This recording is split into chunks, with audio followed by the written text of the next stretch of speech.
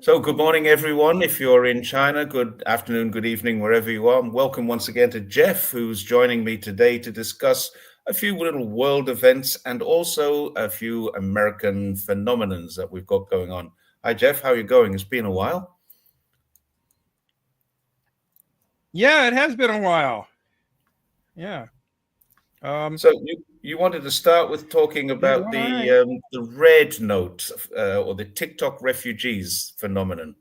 What have you got to tell us about that? Yeah, yeah. Well, I joined up with Red Note as have Zhou as have several million Americans last time I checked. Mhm. And I claimed to be a TikTok refugee, even though I just had an account. I didn't really use it, but I've been um, corresponding with people a bit on Red Note and just generally looking around. And an acquaintance of mine online, and I guess his daughter, his 18-year-old daughter, joined it first and talked her dad into it, and Mm. so now they're on there. Um, but yeah, it's just been, you know, quite shocking for Americans to find out, oh, our government lied to us about China. Imagine our government lying to us about something. Um, and Imagine. so Tell me this: have you encountered in your time on Xiaohongshu? Have you encountered any negativity about being American? No, not at all. Other than in a joking manner. Um, you know, some Other people than a will joke, post, what? How does that manifest itself? oh, they'll say, oh, we're getting tired of you, English speaking people on here. Why don't you go back home? Or and then they say, just kidding, and then they talk about whatever. Um, Yeah, but I've heard that yeah, there's a it's been. group. There's a large group in Taiwan. They're known as the 1450, and I've heard that a lot of them are getting on and actually pretending they're in mainland China and being negative and insulting people, so that Americans will get the idea that most Chinese, or some Chinese people at least, are quite rude. But almost everyone that I know here in China is saying this is fantastic. They think it's amazing that you Yeah, guys so yeah, ill-informed.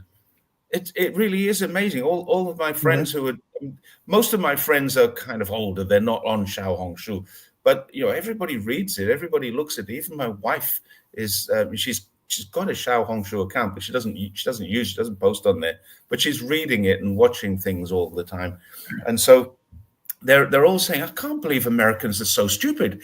That's really the answer. They can't believe Americans are so stupid. How did that happen? well, I mean, it's not stupidity; it's just being brainwashed by our government. And Right. the ironic thing is that Chinese are realizing, oh, our government. Are you still there? Yeah, yeah, I'm Um, still here. okay. Yeah, a lot of Chinese are realizing, oh, our government was telling the truth about how bad America is. you Yeah, know. I don't think Chinese really realized. I mean, there's a lot of. I can remember taking my wife to for the first time in her life to go overseas. We went to Vietnam, and Mhm. she was very disappointed that Vietnam was less well developed than Zhongshan, where we live. And I talked Yeah. to her about this. I said, "What do you mean? Why is that a disappointment?" She said, "Well, I thought everywhere was better than Zhongshan or better than China. I thought China was really backward." And this is only 15 years ago, maybe a Mhm. little more than that, but certainly less than. I've only known her for 18, 19 years, so it's in the last 20 years that she actually believed that China was less well developed than everywhere. And I was surprised myself arriving in China, the shock of arriving in China and finding all the development there 20 years ago. Now, it was still a dirty place. It Mhm. was a little bit depressed in some degree, and there was still some bad manners. My perception of bad manners.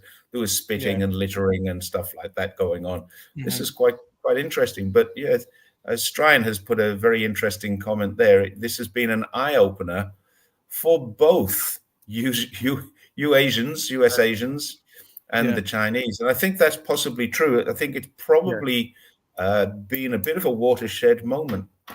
Now, the next thing is that they're talking about Yeah, for banning sure. Xiao Hongshu. Do you think Oh, that'll I happen? haven't. I mean, there's speculation. I haven't heard anything concrete about that. Well, it's extremely I easy guess to it could do. happen. It's extremely easy to do now because the legislation is in place. The nickname of the legislation is the TikTok ban, but it's not a TikTok Right. ban. This is a ban on any adversarial app or platform that the president declares a threat to national security. So now it's Right. down to Donald Trump's temperament, which we all know is very stable. So we shouldn't worry too much about that, should we? Yeah, that was a touch of sarcasm. The Um, stable. stable Trump, I don't think so. But he's doing some very interesting things, and I wanted to focus on for a little while about what he has done since he came to power, since he became the dictator of the United States, which is exactly what he is right now. Um, what's he done? He's done a lot. In your experience, what's happening from your point of view? You're an American living in America. What's going on there?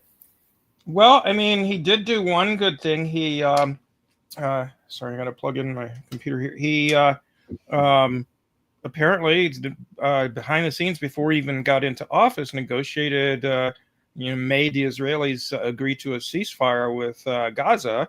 So that's one good thing. And Okay. he,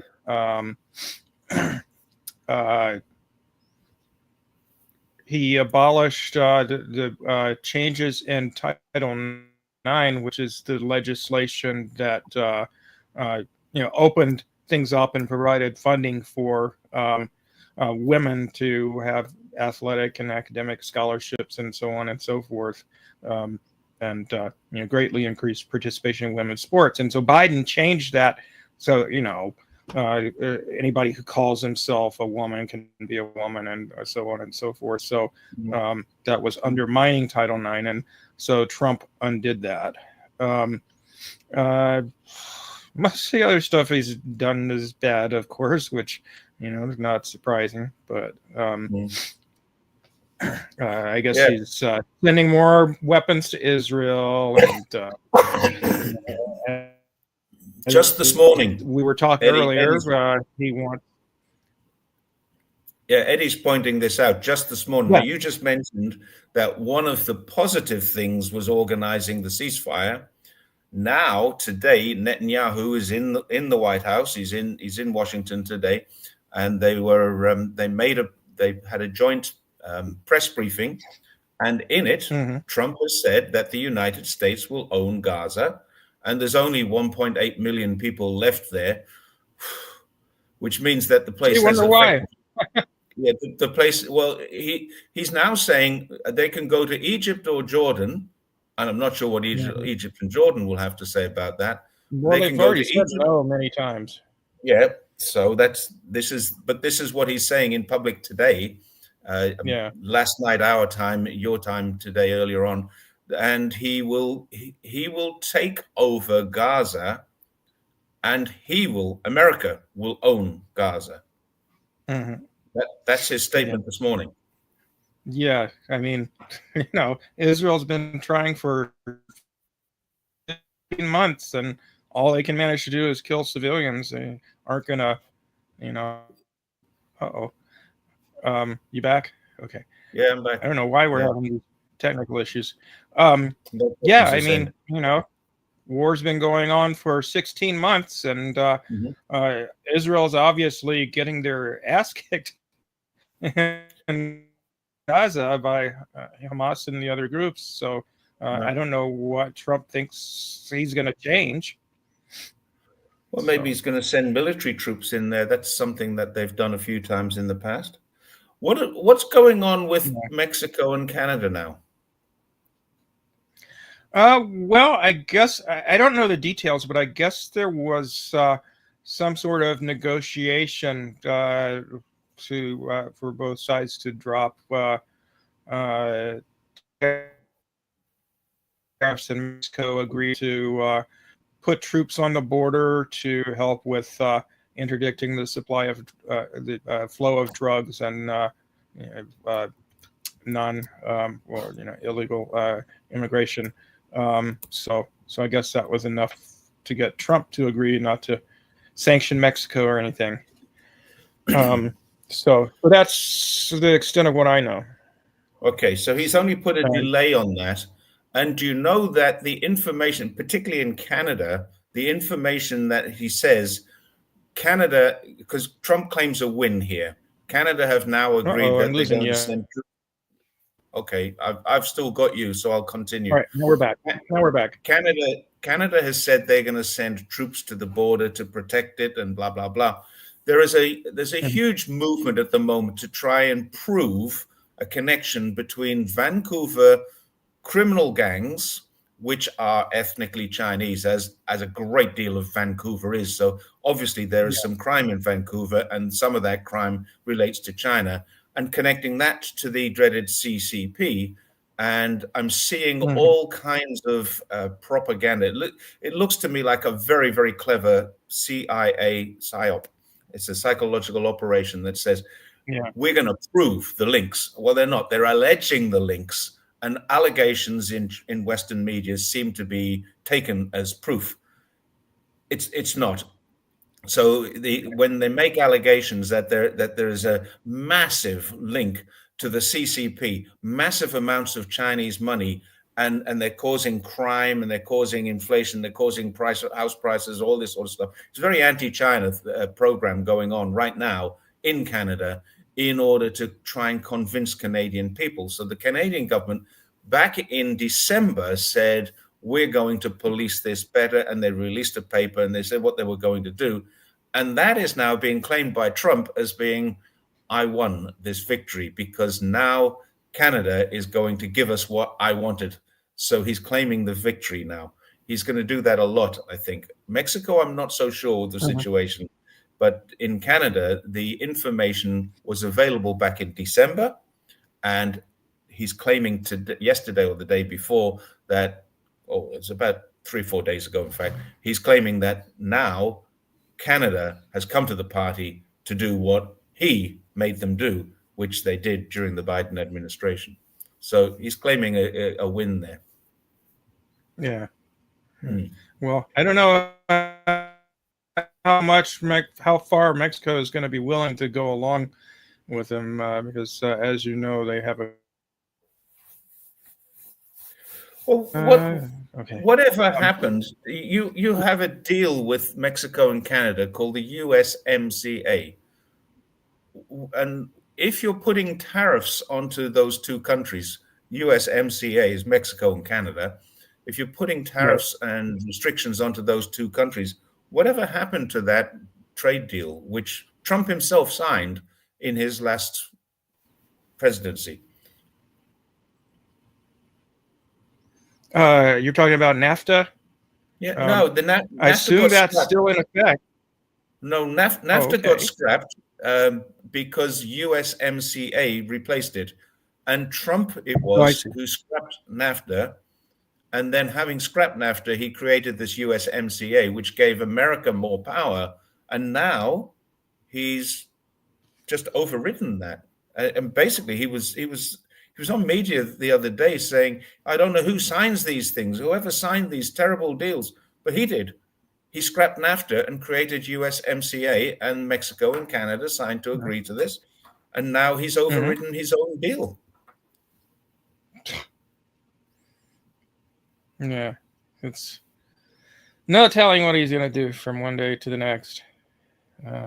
It's going to be a wild 4 years. It sure is. I mean, at least we have a president who can talk now. That's. Do you? Something. Low expectations, I guess. I don't know if there was a movie made a few years ago called Idiocracy. Do you know about that movie? I haven't seen it. I've heard about it, but yeah, it's you like ought to. You ought to. Yeah, you're living in it right now. Trevor says Yeah. Trump will never honor any agreement, and so far he's proven that is true. I mean, Trevor's suggesting this, but the evidence all points to the fact he's never honored an agreement. In fact, I don't think the U.S. has. Do you? Do you know of any agreements that the U.S. has ever honored? Well, I mean, yeah, either the U.S. pulls out of them or they violate them. So, the Minsk agreements with Russia, I mean, all the countries that France and Okay, Germany and so forth. since Trump Ukraine came to didn't pay power, attention to that. since Trump came to power, he's just in the last 10 days, 10 or 12 days, whatever it is, since he came to power, he's pulled out of the World Health Organization. He hasn't pulled out of the World Trade Organization, but they're not doing anything to make the World Trade Organization work, which he can do.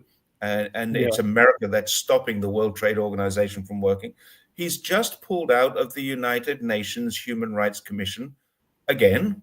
Nikki Haley did that when she was his Human Rights Commissioner, his United Nations Commissioner back in 2018.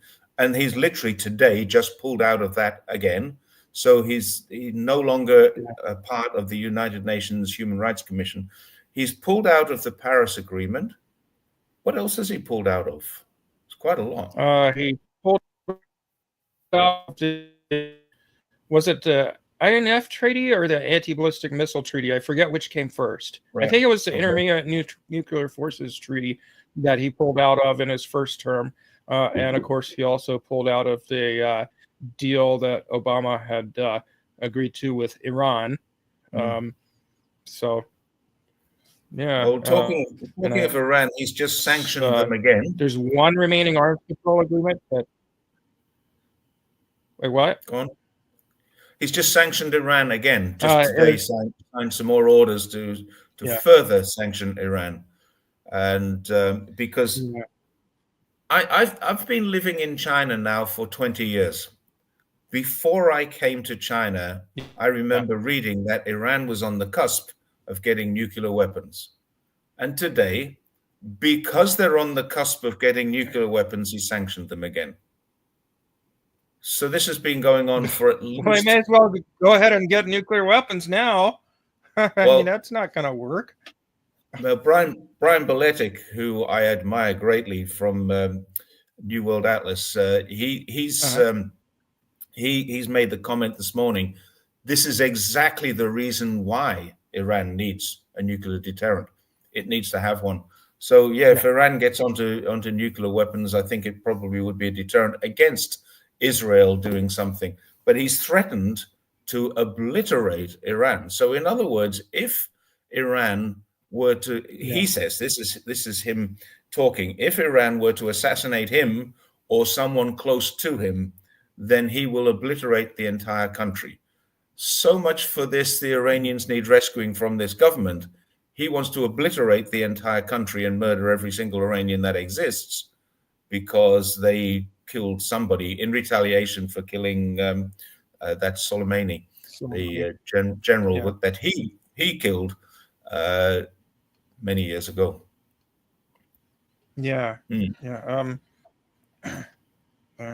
Gosh, lost my train of thought. Okay, go ahead. All right. Well, I was going to ask you about what's going on in Latin America, because there's Trump issues in Colombia, Panama, and El Salvador right now. Well, he wants to take over the Panama Canal, and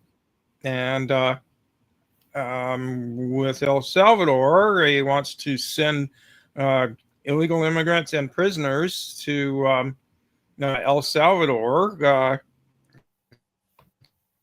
keep in prison there. I don't know what's going on with Colombia. Haven't really kept up with that. Oh, he cut Colombia out of the SWIFT system for a day.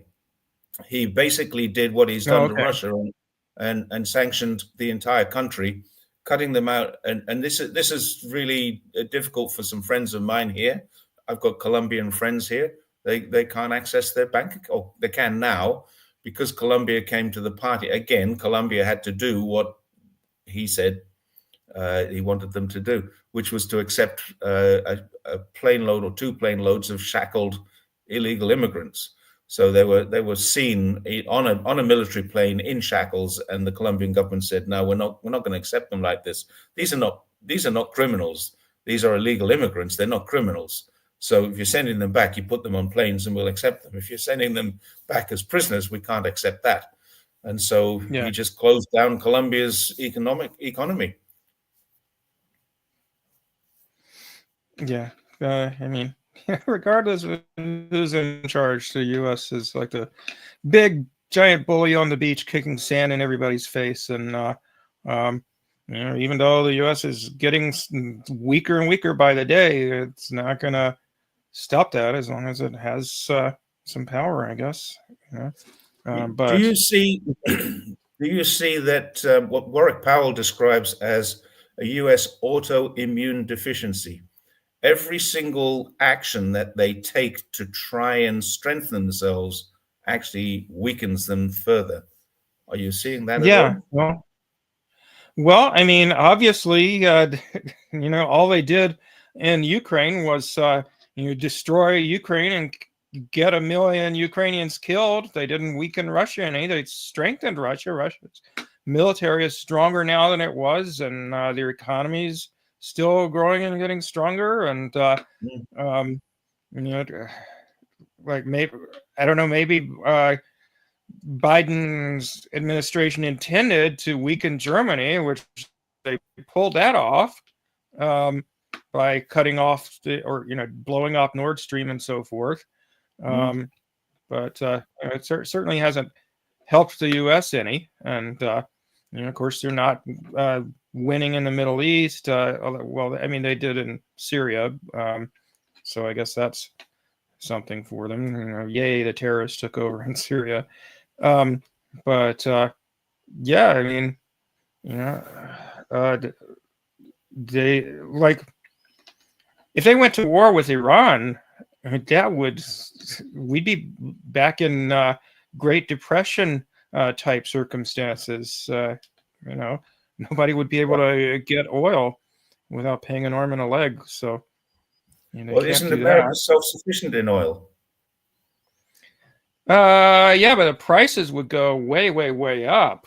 We'd be paying like, $10 a gallon or something instead of like $3 now here, $3 US dollars per gallon. Yeah, I don't know what it costs here. I have no idea. Obviously, most people now use electric cars, so it doesn't matter.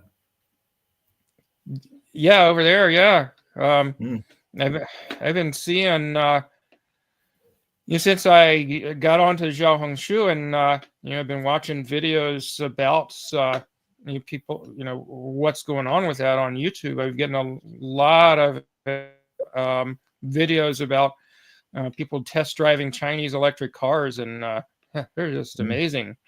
There's one that's like the it was kind of funny. The AI basically refused to answer when the guy who was test driving it asked them, "Is your body a copy of the Porsche Taycan?"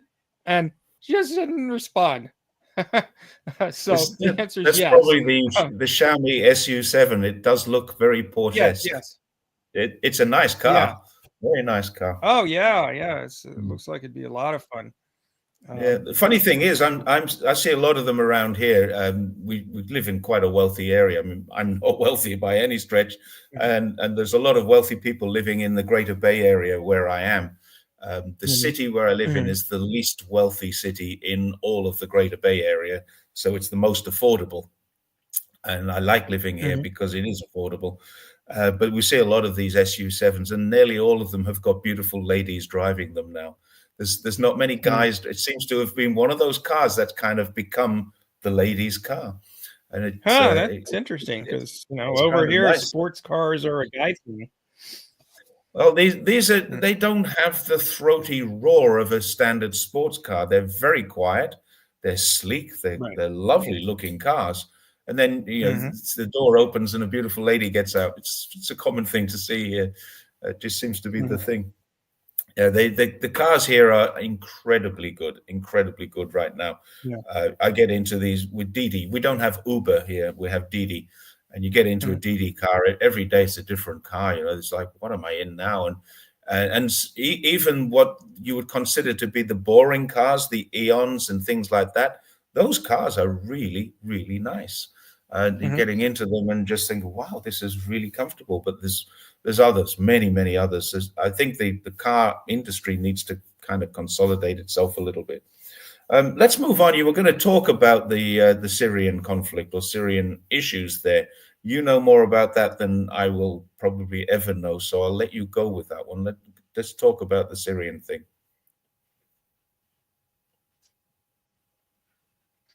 Uh, sure. Well, as our viewers probably know, the U.S. has been trying to overthrow various governments around the Middle East and North Africa that were supportive of the Palestinians ever since Bush was president. They back in, I think it was in right after 9/11, basically they formulated a plan to overthrow 7 governments in that region within 5 years, and they missed the time frame, but the U.S. has now overthrown or severely undermined 6 out of those 7 governments.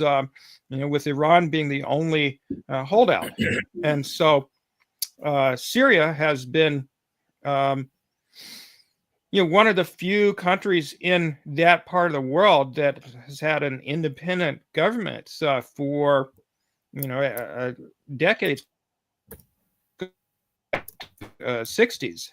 And then in 1970, Bashar al-Assad's father took over as president, and then Assad, the son, took over in, I believe, 2000, and was just recently deposed. But anyway, so turns out that even though certainly there were genuine dissatisfactions driving a lot of the Arab Spring protests, also a lot of it was sort of pre-planned and pre-organized by the United States with the objective of pursuing this aim of overthrowing some of those governments that the U.S. had slated for regime change.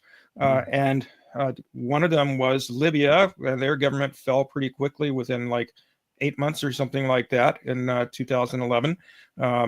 NATO bombing campaign, and U.S. and its various European and Gulf state allies, as well as Israel, funded terrorists, Al Qaeda, and so forth, to overthrow that government, and then they turned their attention to Syria.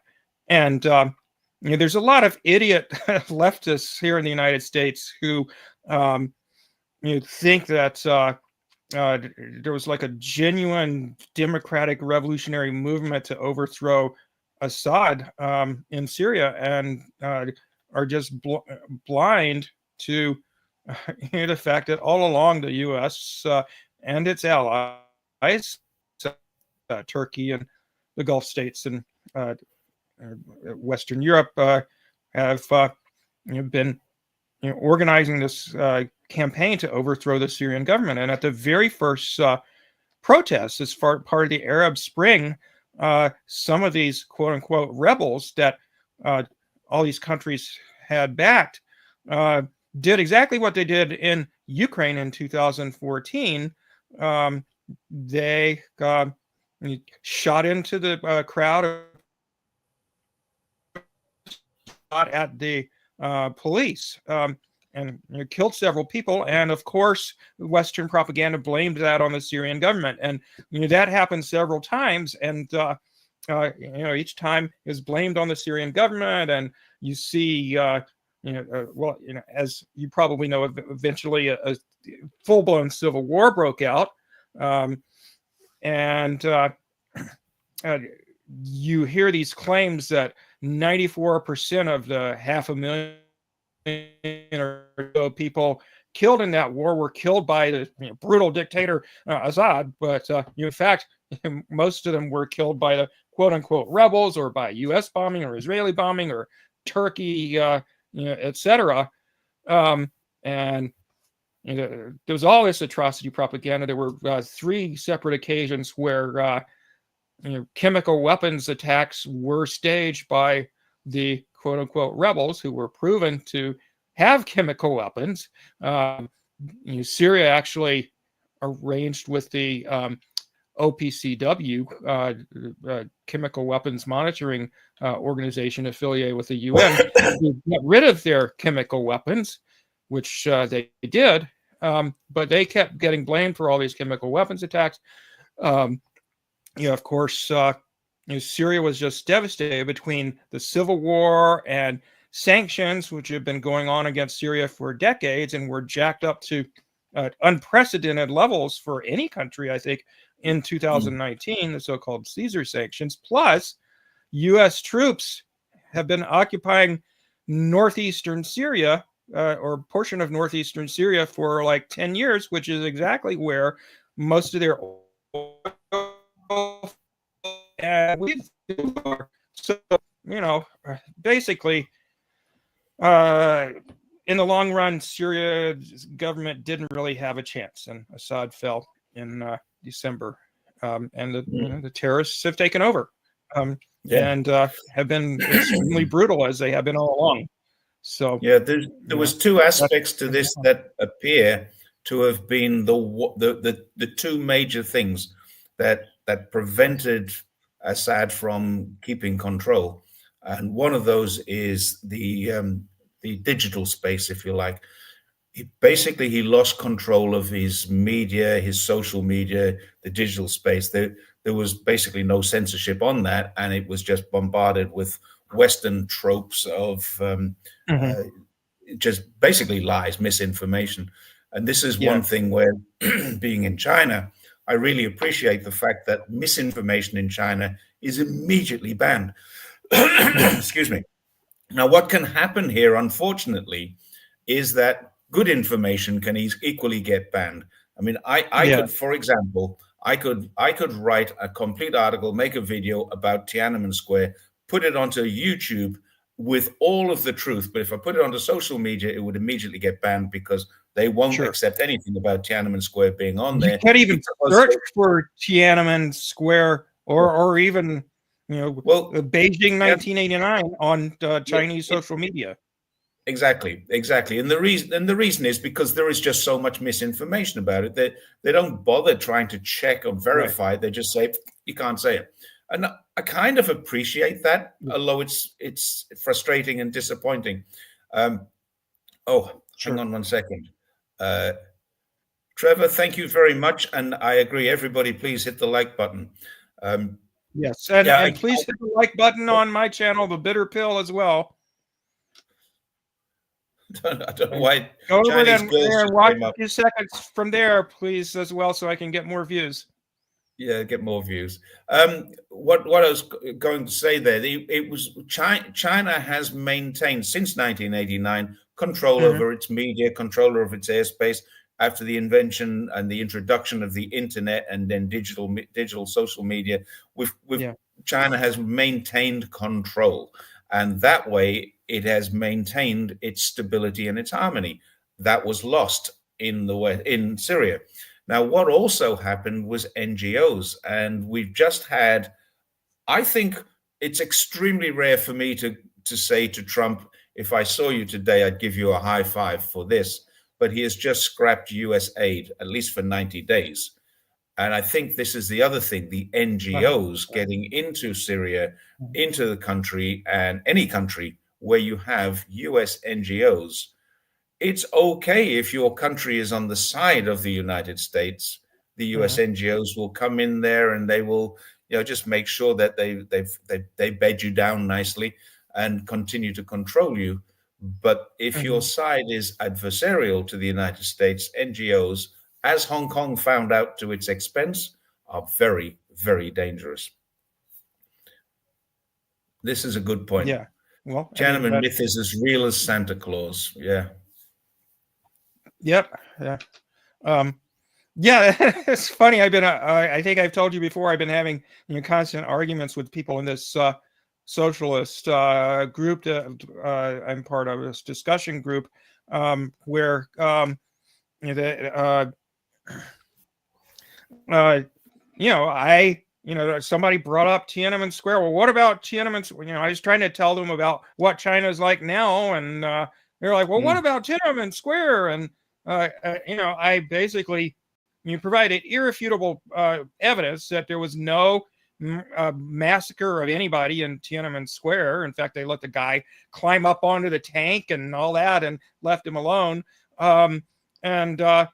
Immediately it was like, well, they massacred people outside of Tiananmen Square. Well, they must, okay, so it wasn't a Tiananmen Square massacre, but they must have massacred civilians somewhere else because China bad, Yeah.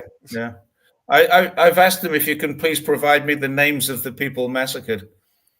Now, okay, they'll argue I can't get those names, but surely, if the CIA believe that there were 10,000 people, and that was the first claim, that was by the British government, actually, the British High Commissioner, the British ambassador sent and WikiLeaks has refuted all of this as well. So if you believe that Julian Assange has genuine information about what the American government is doing, and I think most people on the left either will or they should, then surely you believe that WikiLeaks has got the right information, or at least part of the right information. So if WikiLeaks exposed this Tiananmen Square myth as a lie, then why is it still out there in your leftist society, where the people really ought to be thinking, hang on a second, my government and my media have lied to me about this. Why are they telling me the truth?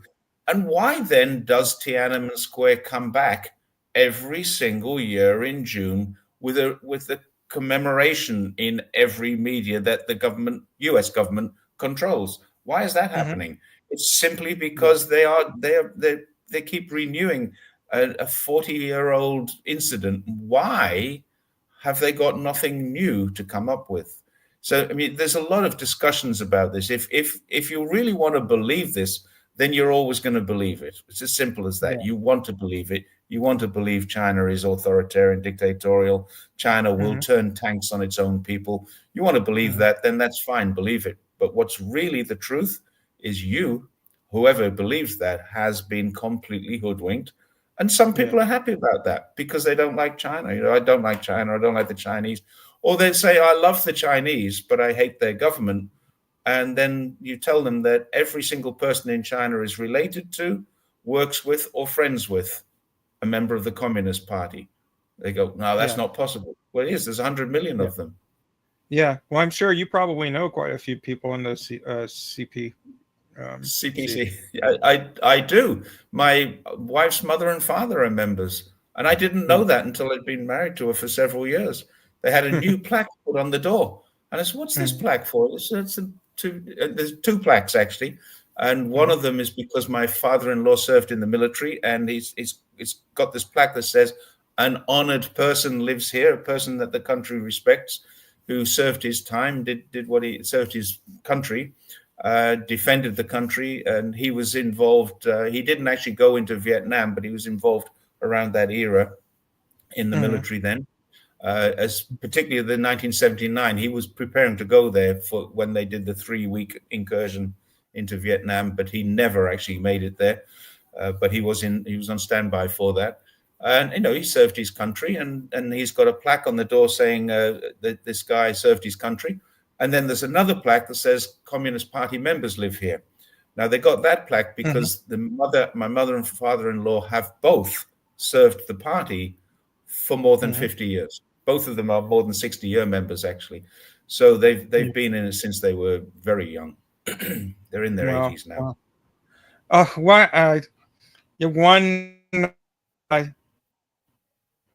Other argument I've had with a member of this group that I was talking about, I told, like we were talking about how, it's written into the Chinese constitution that the Communist Party is the dominant party in China, but by constitutionally, even though other parties are allowed, and you don't even have to be in a party to run for local office and so forth.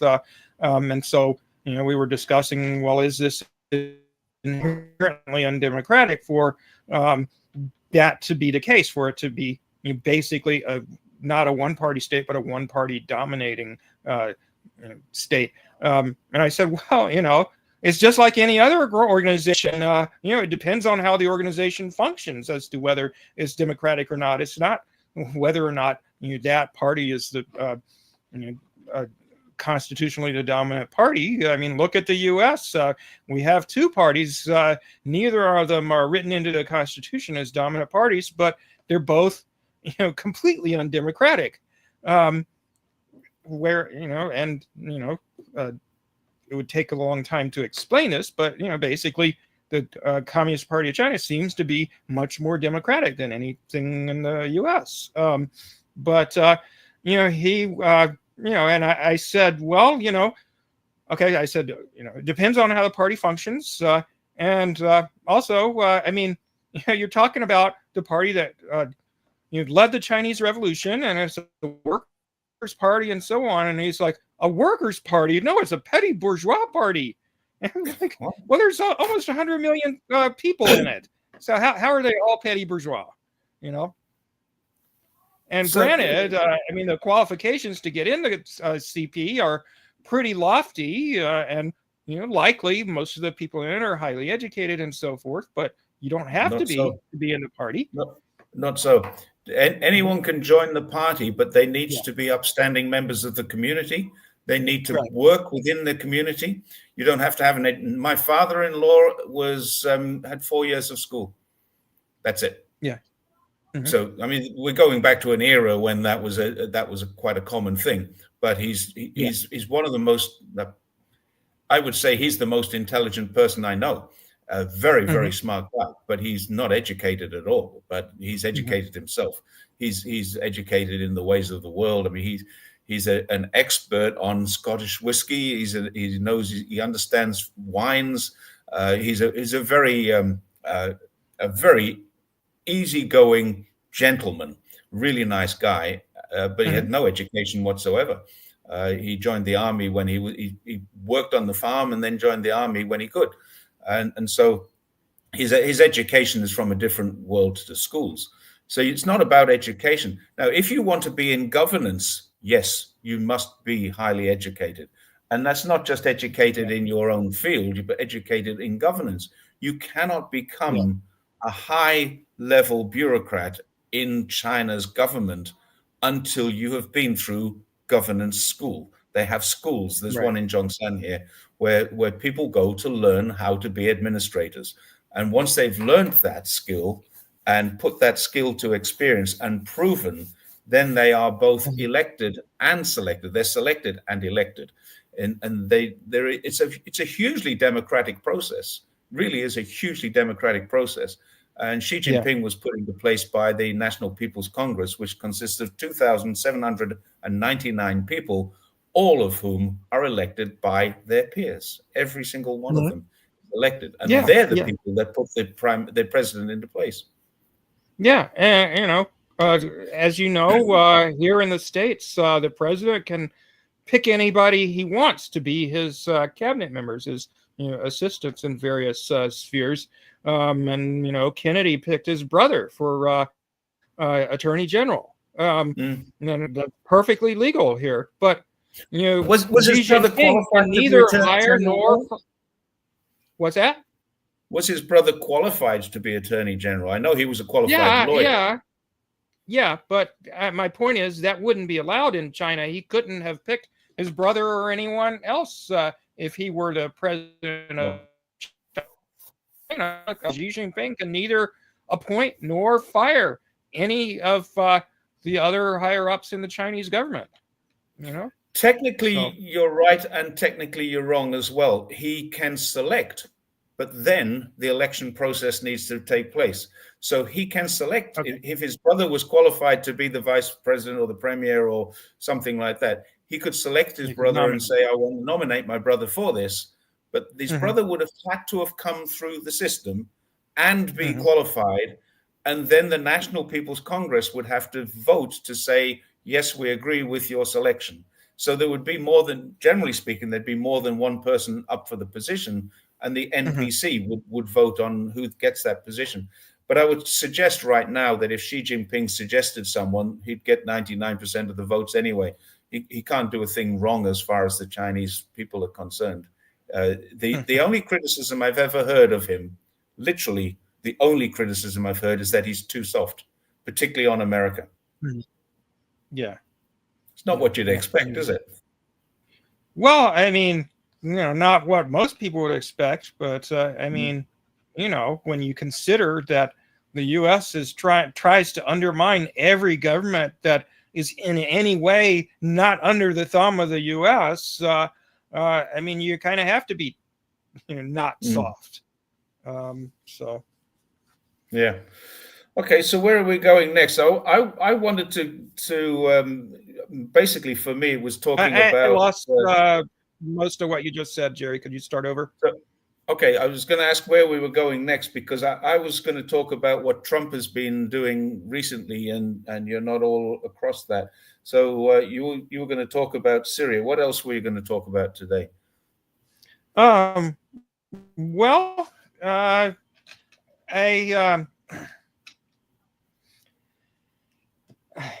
I've been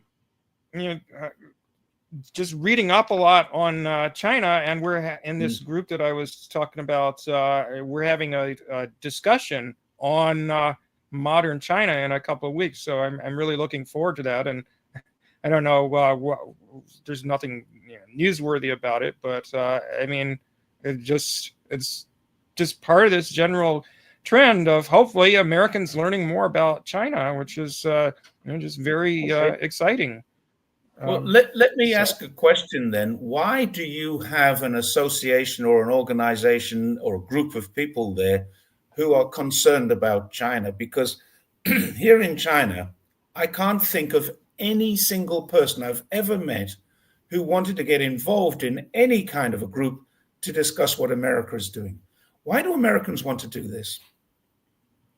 Well, I mean, because there's so much controversy in of course, the general public has been brainwashed their whole lives about China, and unfortunately, so has much of the left. So this has been, and it's the case for China and every other country that the U.S. has government has had in its crosshairs for undermining and overthrowing, whether it be the Soviet Union back in the day, or China, or Russia these days, or Syria, or wherever it is. There's just so much. The misinformation is just so pervasive that you would, people that you would think would know better, revolutionary socialists who, you would think would be supportive of the Chinese Revolution or the Russian Revolution or whatever.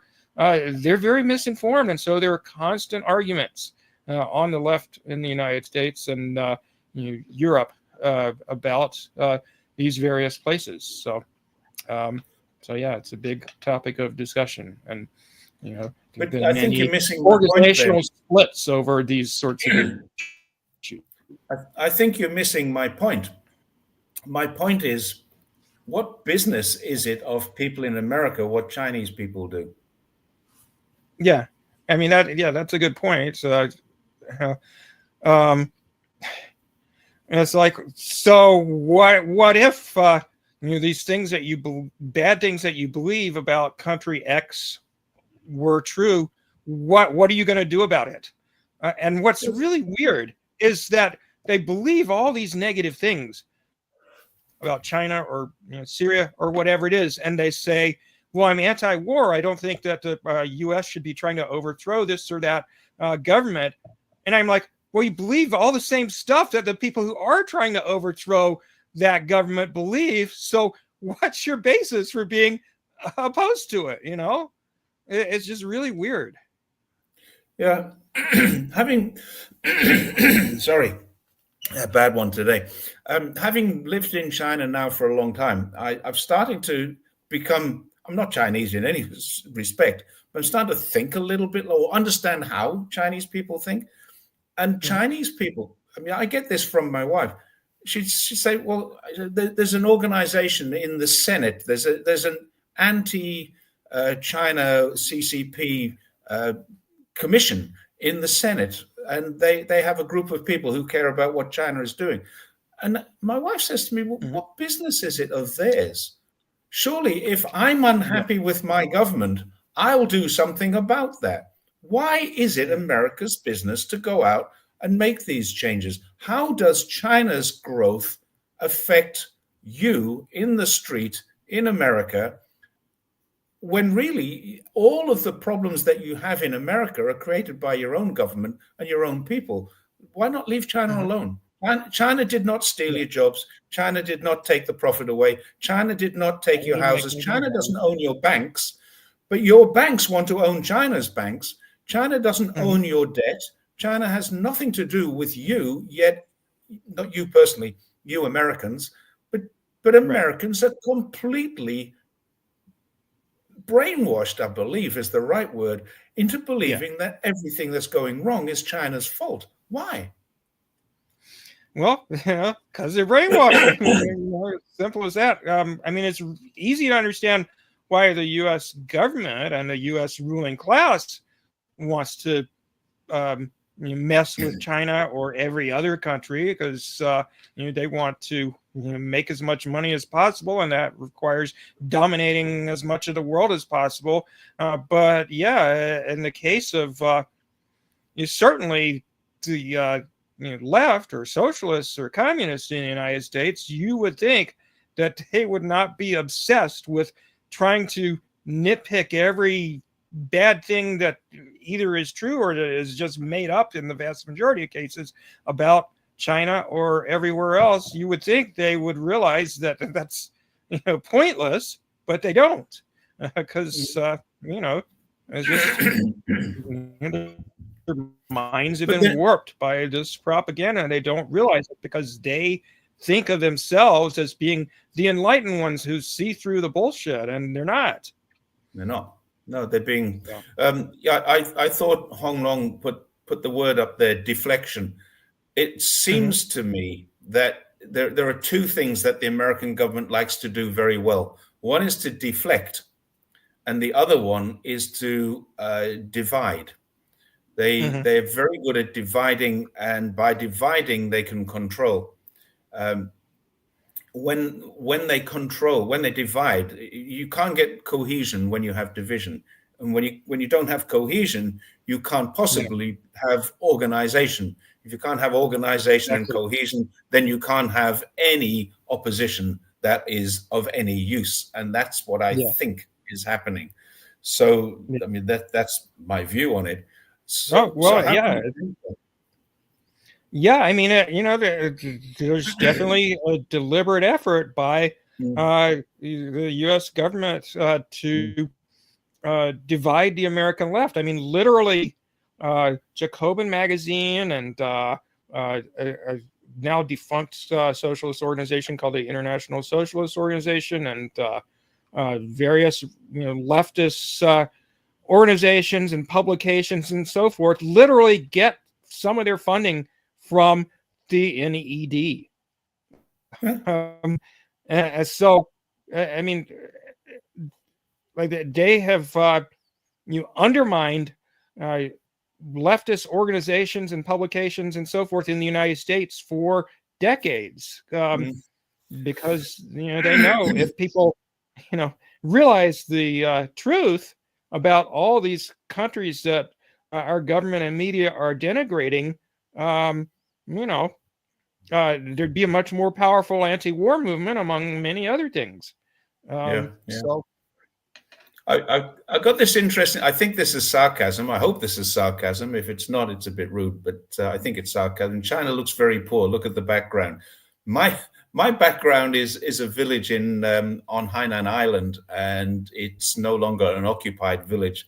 It's a tourist attraction because up until about 40 years ago, it was still occupied. The guy who showed us around the village was a resident of one of the houses down the street on that side of the road, and he actually lived down there when he was a child. He's a 45, 50-year-old adult now, and he lived down there.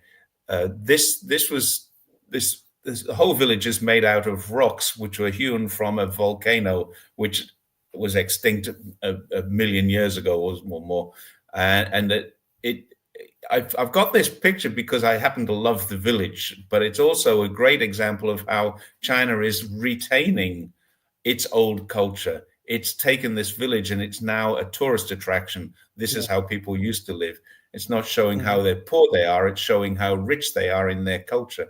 And I think that's probably something that needs to be understood. Chinese culture is extremely rich. Chinese history is 5,000 years old. This village is older than the United States of America. It's not older than the land that makes up the United States of America, but it's older than the country, the nation that is the United States of America. China is not a nation, it's a civilization. It goes back 5,000 or 3,000 or 4,000, depending on your view of what starts a civilization. And this was part of it, an organized community that was older than the United States. I think you can trust us, guys.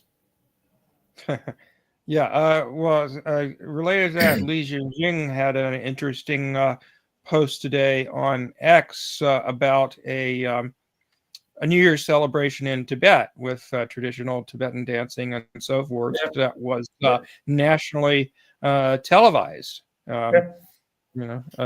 There's all this talk about, they're committing cultural genocide against Tibet and Xinjiang, and it's just complete bullshit. It's the exact opposite. They've done more than any other country in the world, I think, to protect and promote minority cultures.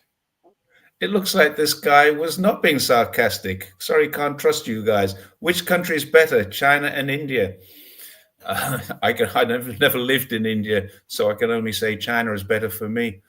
And certainly for the 800 million people who got lifted out of poverty, China is better than India, where they still have a billion in poverty. So it's a debating point, isn't it? Bye, guys, or bye, MMM Lee. So probably better off without him, if that's the case. This is an interesting one. China's 85% capitalism. What do you reckon? You're an outsider looking in. I'm going to have a comment on this, but you're the outsider looking in. What do you think? Well, I mean, all the natural resources, the valuable natural resources in China are controlled by the government. The land is owned by the government. The banks are largely owned by the government.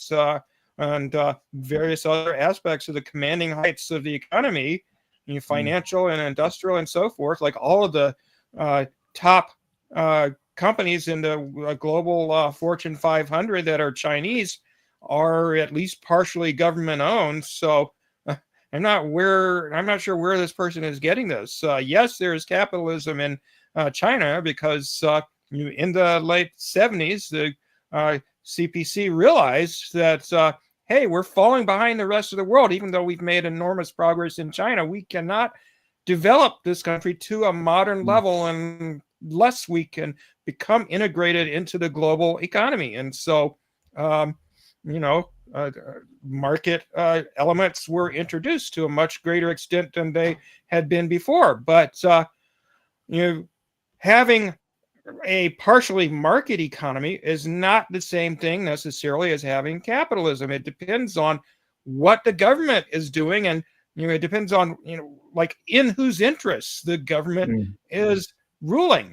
And when you consider things like 800 million people lifted out of poverty, and all so much of the air pollution in the major cities being cleaned up, and the enormous efforts the government made to protect people in China from COVID, which cost billions and billions of dollars.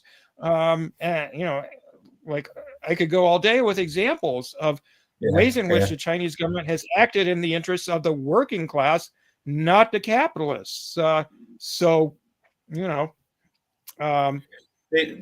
real figure, the actual figure, is that the Chinese economy is made up of 51% of free market and 49% state-owned enterprises, effectively. So that's the official line. But I would say that capitalism is very much allowed and approved of, but Donat has really hit the nail on the head here. Guided capitalism, it's controlled capitalism, and it's not unfettered or wild free capitalism. You cannot get to be a bazillionaire like Elon Musk, Jeff Bezos. You will never get to that status because in order to get to that status, you have to impoverish other people. If you are going to be wealthy, that's fine, but you're going to bring other people up with you in China. That's the situation. There's no problem having $1 billion in your bank account, but if you're not putting something back into the community that gave you that $1 billion, then you're going to lose it. And there's been a few. I mean, they talk about the Jack Ma case, and that's not really a good example. Jack Ma was trying to do something entirely different. He wanted to create a new banking system of microfinance that didn't apply to the banking rules and would have effectively given unfettered capitalism to his corporation. That was stopped. Now, had he got something that was within the market rules and still became even richer than he currently is, then they wouldn't have stopped him. They only stopped him because he was breaching the limits, the limitations of what the free market in China is. Not a free market at all. It's a controlled market. And that's really guided capitalism is a great way of describing it.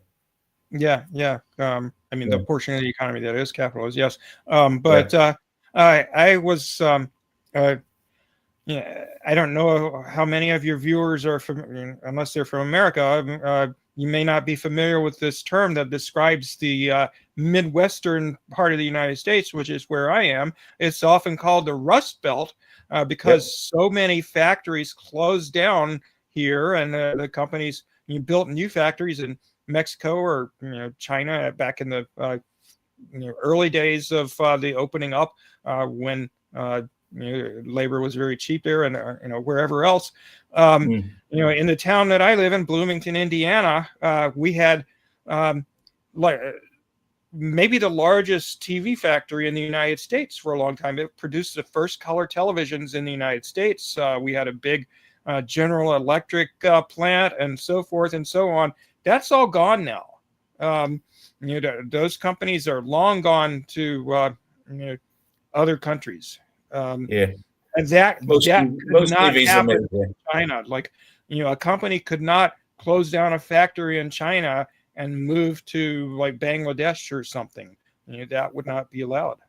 So no, it would be allowed if companies are doing it here. They're taking away low technology and replacing it with high technology. I've got a friend who ran a shoe factory here in Zhongshan. It had 20,000 employees.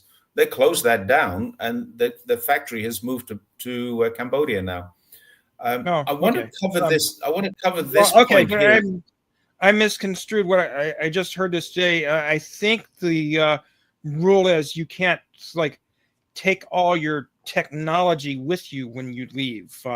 You have to make it available to the government as a condition for building your factory or whatever there in the first place. There's a thing called shared technology or technology transfer. For example, let's use Mercedes-Benz as an example. Mercedes-Benz, German car, very high-end, high-tech, very expensive luxury item. And when they wanted to build cars inside of China, China said, you can build cars inside of China. This is just one example. You can build cars inside of China, but what you need to do is you need to give us the technology of the cars that you're building. You share that technology. You want our market, we want your products. So the agreement was made. Mercedes-Benz would sign the deal, share the technology. But what they didn't do was bring their cutting edge technology to China. They bought 2 years ago's technology. So if you want to buy a Mercedes-Benz that's built, made, and manufactured in China, then you're buying a 2-year-old version of the German version, which is made in Germany under their their latest innovations. So they still. I have a friend here, very very wealthy friend, who waited 6 months for a car, and I said, well, why don't you just get it locally? I know cars are available locally. He said, no, I'm getting the German one imported because it's this year's model. I'm getting the Mhm. latest model, and the ones they're building here are 2 years old. This is what was happening. So they weren't actually transferring their high-end technology. What they were transferring was old stuff. And China did agree that China copied that. China improved on that. China's innovated on that. There's no question about it. China learned from that. But it was a deal Mhm. that was done that every single company, corporation that came into China knew exactly what they were letting themselves in for, and they had a choice. You don't need to. I made a video a while ago about why China doesn't have the secret recipe for Colonel Sanders chicken. First of all, they don't want it because they have better chicken here anyway. But secondly, Colonel Sanders, KFC or Yum Foods, said, "Well, this is proprietary, and we're not sharing this with you, but we want your market." And the government said, "Yeah, okay, you can have that. You can come in and do that. There's no issues about it.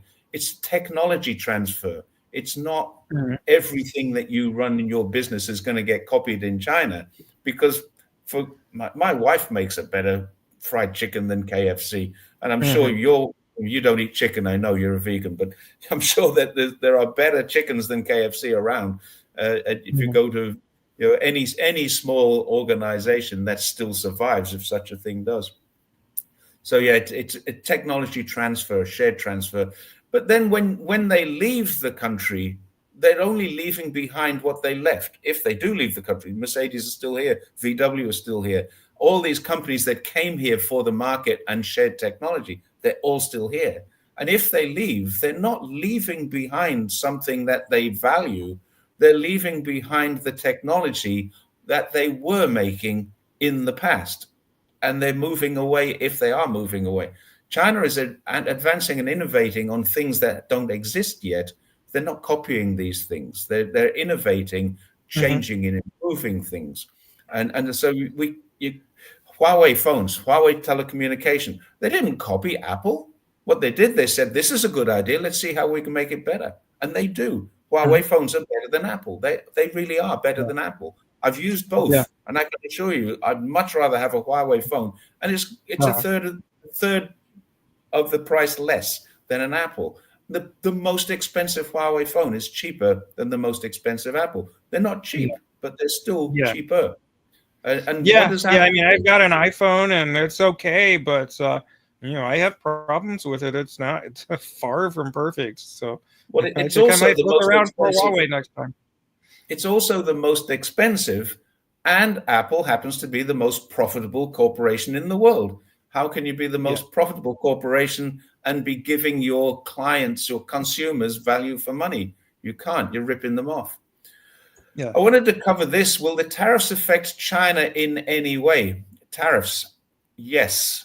Tariffs have Mhm. affected China and are affecting China in quite a big day, Mhm. in quite a big way. Um, what's happened in China in December, there was a massive trade surplus for China. Thousands and thousands of corporations in America said, we have got to make our orders before the inauguration. And China had a boom month. It finished its year with the highest month probably in history. Certainly, it finished its year 5.4% growth on the GDP, which was much, much better than the anticipated around 5%. But even up until December, people were still saying it might be 5.2%, but it came in at 5.4% Mhm. because tariffs affected it last year in a very positive way. Everyone getting their orders in before the tariffs hit. So the delivery came before inauguration. And on Mhm. inauguration, everybody knew that Trump would sign an order which said tariffs will go up, and he didn't. So everybody would knew wrongly. But he has put tariffs on all Chinese things. So that's now 25%, 25%, I think, on everything coming from China. And Well. then there's a percentage of tariffs going through, if it's a Chinese product, going through Canada or Mexico. So he's done that. And that did affect. So it affected in a positive Mhm. way in December. This year, orders will be very low from the United States.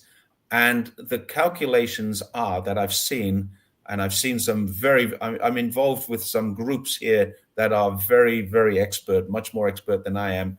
The calculations are that the effect to the GDP in China this year will be about 0.2%. It will bring China's GDP down about 0.2%. This year, there will be a reduction in 0.2% less. You mean 0.2% less growth than would have happened? Yes. Okay. So China will still achieve a 5% growth, but that 5% growth will be a little bit lower than last year's growth. Their growth is still double what the United States is making. It's 20 times what Australia is making, and it's something like 100 times what the UK is making in growth. So growth will slow. That doesn't mean China will go backwards, but the media will report it as China is collapsing again. So yes, the tariffs do affect China. Yeah. Well, back on whoever that commenter was that said China was 85% capitalist. Tell me, Jerry, you've lived in China for 20 years. Has China ever had a recession since you've been there? Nope. No. They grow every year. Yes. Yeah. And every year they beat the forecast. Crash. My wife and her partner at the time lost their house, as did millions of other Americans during that. Lots and lots of people were homeless. And rich people made out like bandits because that's how the government is geared, is to reward wealthy people and screw over everybody else. But there was no Great Recession in China. There's no recession. There was a property market crash, and the property market crash was quite deliberate. I refer to this as a controlled demolition. It was not a crash. It was a controlled demolition. What the Chinese government did in 2019 was said, in 2021, we're going to change the rules for property development. You need to adjust your business practices because we cannot have overseas speculation in the Chinese housing market. Houses are for living in, not for speculating on. And almost all of the industry said, yeah, that's fair enough. And they adapted. And most of the industry at the time, 2019, was not adapting. It was going the wrong way. House prices were escalating. And so the government said, we need to control this because houses are for people. They're not for profit. They're for people to live in. And they literally crashed the market, deliberately crashed the market. There were two companies, Country Town and Country, or Country Town, and Evergrande. Town and Country, I think it was, and Evergrande. So these two companies both had different structures. One of them was listed on the New York Stock Exchange. It lost 90% of its income, lost 90% of its value pretty much overnight. And then the other one had overseas debt bonds, and it was issuing debt bonds that it was selling to overseas speculators. So overseas people were making money on Chinese properties, and Chinese people trying to get onto the market couldn't afford it. I own apartments. I actually own 3 apartments, not because I'm rich or anything like that, but because when we married, my wife and I saved up and we bought an apartment for cash. Then my mother passed away, and I bought another one with that cash that she left me. So we had 2 apartments. And then a few months ago, just over a year ago, we moved into a 3rd apartment because I have some problems with my leg and we wanted to be on the ground floor. So we're now on a ground floor apartment, and we're trying to sell the other 2 because we're not rich. So we're trying to sell the others, but the price has collapsed. There was an interesting comment a couple of comments ago. Somebody was talking about their Chinese smartphone and how happy they were with it and how cheap it was. Speaking of truth, give peace a chance. I had that comment. If you could put that up. Yeah. So. Yep. I agree. Xiaomi is a great phone. It's very cheap. Honor, which used to be part of Huawei, it's very cheap. Mm-hmm. Huawei is a good phone and it's expensive. There are, I mean, there are 100 brands. Oppo, Vivo, mine's a Vivo. Mm-hmm. Absolutely no problem with it at all. It's great. Yeah. It's a lot cheaper than buying a Huawei. But I had a Huawei before, and I Mm-hmm. liked it. I it's I say it got stolen. That's not true. It wasn't stolen. It was lost. I actually dropped it in a toilet, and I went back to get it. I went back to. I realized where it had fallen out of my pocket. You know, it was in a public toilet. It had fallen out of my pocket. I realized this, and then I went out of the toilet, and then 10 minutes later, oh, where's my phone? Went back to the toilet. It's gone. I tried to find it. So it wasn't stolen, it was lost, but somebody did take possession of a new phone that they couldn't get into because they're so secure. You need my thumbprint to get in there. So I'm not Yeah. sure why this was any benefit to anyone, but I lost that phone and I bought another one fairly quickly that I could afford. So I got a cheaper one. The Huawei went missing, and I got the Vivo, which was about a third of the price of the Huawei. So I see. that was why, yeah, they're good value for money. They work perfectly well, and they do everything that an iPhone will do. Mm-hmm. Well, Right, where were we yeah. going next? Oh, Yeah, someone says Oppo is not cheap. I agree, it's not cheap, but it's cheaper. Mm-hmm. Just a second. And someone else said Redmi, OnePlus and Redmi are both owned by Xiaomi. I didn't know that. I thought Redmi was, but I didn't know OnePlus. These are just other phones. Xiaomi started as a very, very cheap phone maker, very cheap, but it's turned into a really good quality product at a cheap price. They have Xiaomi stores. Xiaomi stores are worth cheap, high quality cars too. Yeah, not really many yet. There's not enough of them on the market to satisfy the need. Yeah. Oh, someone says OnePlus is Oppo. I don't know. We're not going to have an argument about who owns what, but yeah, they're all good phones. Yeah. Mm-hmm. Yeah.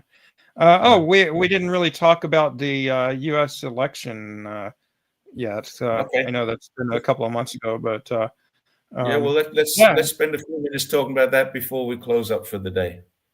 Yeah. So as everyone, of course, knows, Trump won the election, and the Democrats were just shocked. They didn't know what hit them, and it was obvious to those of us who were paying attention that Trump was going to win because everything the Biden administration did was just a disaster. I mean, the economy was a mess. Inflation was out of control for a while here, and the homeless population shot up, and all of the it was not so much just something Biden per se did, but rather he just happened to be in that situation, and Trump was in a different situation. So, of course, Trump was president when the pandemic started, and so while Trump was in office, all of these programs were put into place to protect workers while they couldn't go to work, and so on and so forth. And lots of people were getting Medicaid and other government benefits that they hadn't been getting before. And there was a moratorium on evictions. There was a moratorium for a while on rent. And all of that was ended under the Biden administration. And that, along with the supply chain problems, and then the after effects of the Ukraine war and the destruction of the Nord Stream pipelines by the Biden administration, all of that created enormous inflation. So the economy just was did not do well under Biden, and they didn't even admit it. They were trying to gaslight us and convince us, oh, the economy's fine. Look how low the unemployment rate is. And people were saying, like, but I have to pay $1,500 a month for a low-end apartment. What are you talking about? The economy is not fine. I'm drowning in debt for medical bills or student loans, and you're not doing anything about it. So, Trump benefited from that. And then, of course, the Gaza genocide didn't help Biden. And it was interesting in Michigan, where my wife is from, in Dearborn and various other cities or towns in the Detroit area, there's a very large Muslim and Arab American population. Michigan has the largest Arab American population in the United States. And Jill Stein, the Green Party candidate, got something like 20% of the vote in Dearborn, Michigan. And as most of your viewers, I'm sure, know, in general, third-party candidates, including Jill Stein overall and nationally, don't do well in the United States because they're kept off of the ballot in a lot of states. They're not allowed on national TV. They're not allowed in debates. And so it's impossible for a third-party candidate these days to get elected to higher office in the United States. But in areas where there were large Arab American or Muslim populations, Jill Stein did very well. So that was kind of interesting. It is interesting, but the overall result was something like less than 1% of the overall vote for the country, wasn't it? She didn't. I was a little surprised she didn't do better than she did. Yeah, well, I mean, it's like the states where some of the states where she was kept off of the ballot were very large states. So the Greens were not allowed to appear on a ballot line in New York or Illinois, which are two of the biggest states in the country.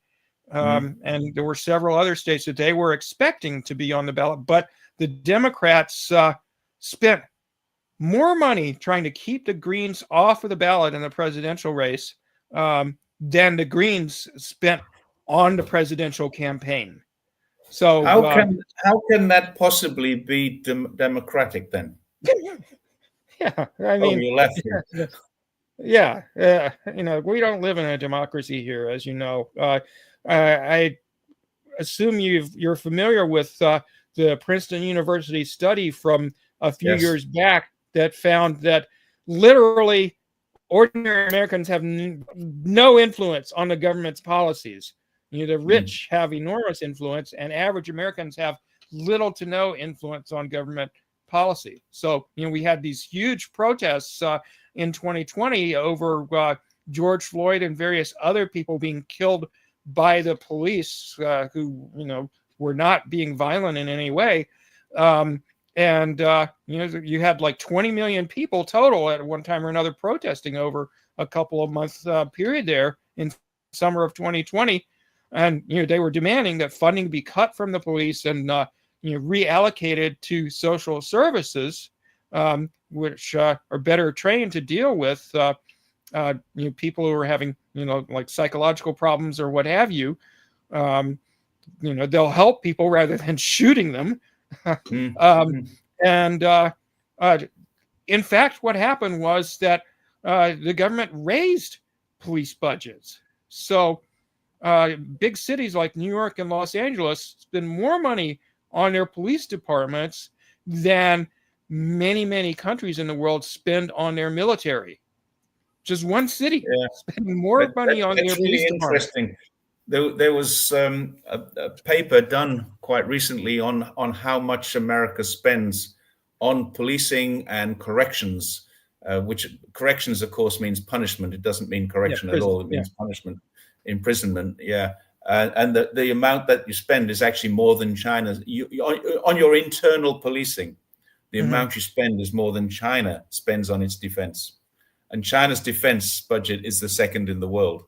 But the money America spends on internally policing its own people is more than China spends on defending its entire country, which is really interesting.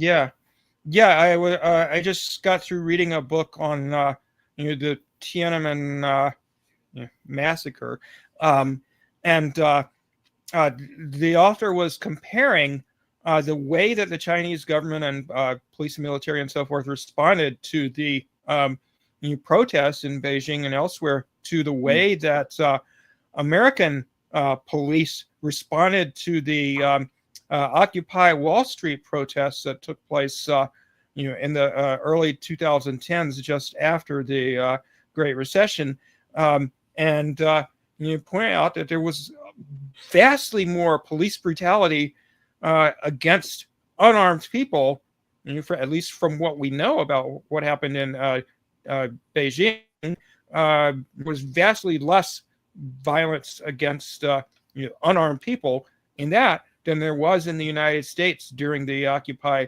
Wall Street protests. So there were people killed in the Occupy Wall Street protests. There were thousands of people injured, thousands of people arrested.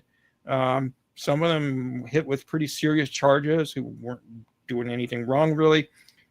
So there was an effort by the Obama administration and the government in general to just totally repress that movement, which of course was just demanding fair treatment for America's working class. And they were like, we can't have this. We got to keep our boot on your neck. Too bad. How big is America's working class now?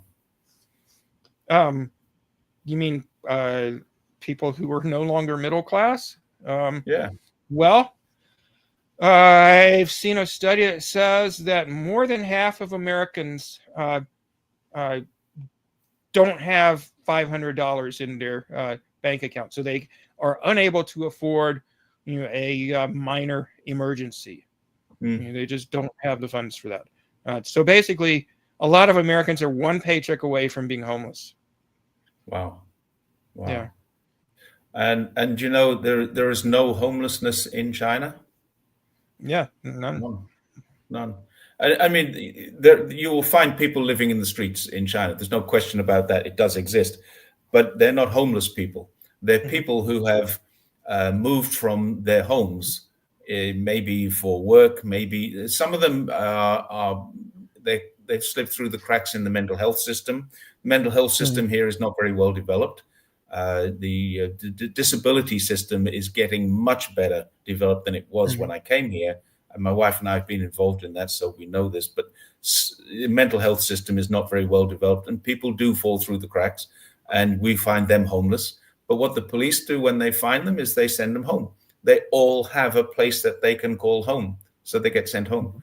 Of course, if you just find this random guy walking in the streets and he's got no identification, he doesn't know who he is, then you've got a problem. But you do have homeless people, but it's very rare. You don't have homeless encampments. We don't have tent cities. We don't have people living in cars.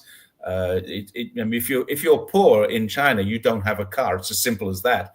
And that's one of the interesting things. That cars don't get stolen in China because the criminal fraternity aren't rich enough to afford to learn to drive. It costs a lot of money to learn to drive in China. So they don't steal cars because they don't know how to. It's as simple as that. The car theft is virtually non-existent here. Street crime is non-existent. It's a very different world we're living in. Very different. For sure. Yeah. I was hearing, I heard something interesting the other day. It said that if you buy an electric vehicle in China, you can get a license plate for free. But if you buy a gas-powered vehicle, it costs you a lot of money. No, it's not true.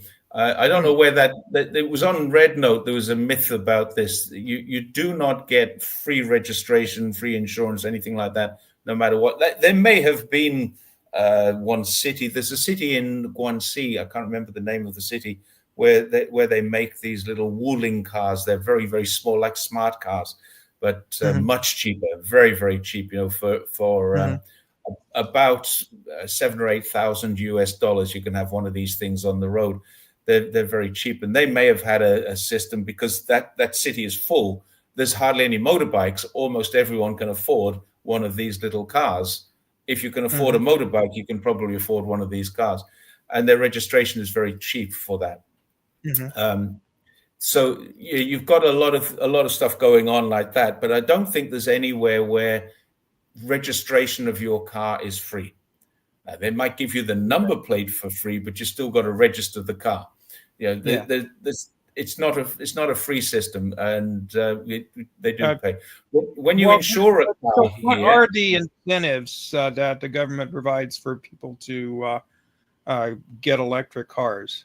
Because I they know don't need to that. provide. The government doesn't need to provide incentives for people to get it because it's so much cheaper to have one. Yeah, it costs a little Mhm. more to buy one, but it's so Yeah. much cheaper to have one. And Right. once Yeah. you're running it, there's virtually you've got if you have an internal combustion ICE engine, then you've got literally thousands of moving parts. You've got Yeah. tens of moving parts in this thing. It's really so maintenance free. It is so Yeah. easy to operate, and it costs you something like 17 RMB, $3, less than $3 to charge it up fully. Most people can charge it up overnight, so they don't have to. I mean, if they're on a long journey, then you've got to park it up somewhere, charge it up, and leave it for 20 minutes or 30 minutes. Mhm. Go have a cup of coffee, cup of tea, whatever it is that you do. Go to the toilet. When you come back, it's charged. Many of Mhm. them have battery swaps. Fernando, my friend, has a Neo, and he has battery swap for life. It takes him 3 minutes to swap the battery. So he travels Yeah. 500 I've heard. kilometers, swaps the battery out, travels another 500 kilometers. So you don't need to incentivize the people. The greatest incentive, people want to do this because, and I just made a video about this a few days ago, the blue skies. When you look up in the sky during the day and you can see puffy white clouds and beautiful blue and the sun is streaming down, and you think, well, this wasn't like this 20 years ago. Right. I was following a bus on my bike the other day, thinking to Mhm. myself, Jesus, I'm glad this bus doesn't have an exhaust pipe, because I was right up close to where the exhaust pipe would be, and I'd be breathing diesel fumes if I was following that bus 20 years ago. No need to do I that now. saw my That's what, first electric bus here in Bloomington the other day. right. Hallelujah. Okay. Where was it made? Um, Probably China. I don't know. I don't know. I'll have to check into it. Yeah, you've seen one electric bus. I haven't seen a diesel bus in months, years, probably. Yeah, I But think the all of them are intercity electric buses, now. yeah, the intercity buses are all diesel, but the city buses, the local transportation in our city, in every city that I've been to recently, all the local buses are electric. Yeah. Mm, Yeah. yeah. Anyway, I think it's time we got going. It's 11 o'clock Yeah. my time. It's getting late your time, so we better think about. We got to the end 90 minutes point, which is what we thought was a good time, and Yeah. we've covered Trump's election. We've covered some of Trump's actions, one of which I agree with, but most of which I don't. Yeah. We've covered Syria. We've covered pretty much everything that we wanted to cover. So, how about we call it a day? All right. That sounds good. All right. And if that's okay with you, I just wanted to stay on with you for a couple of minutes after to run a couple of things Sure. by you. Where can people find you before we go? I'm at the Bitter Pill on YouTube and Mhm. at Lefty Vegan on X. You can also find me on Xiaohongshu and Facebook and so forth. But I don't go.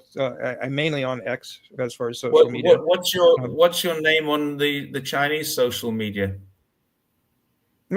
just my name, Jeff Melton. Jeff Melton. One word? Um, I don't know what the at is actually. Come to think of it.